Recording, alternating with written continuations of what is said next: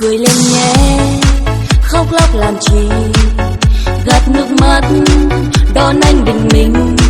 Việc gì phải khóc vì những con người mà không xứng đáng ta phải tổn thương. Cười lên nhé, thay đổi chính mình, trở thành người mới, tự tin hơn xưa. Đường đời phía trước không như bây giờ, chẳng cần người yêu ta vẫn cười tươi. Cười lên nhé em, mạnh mẽ lên nào, tự tin vững bước ta sẽ có ngày thành công. Không tiền tiêu mới lo, không gạo cơm mới sợ, chẳng còn ai thương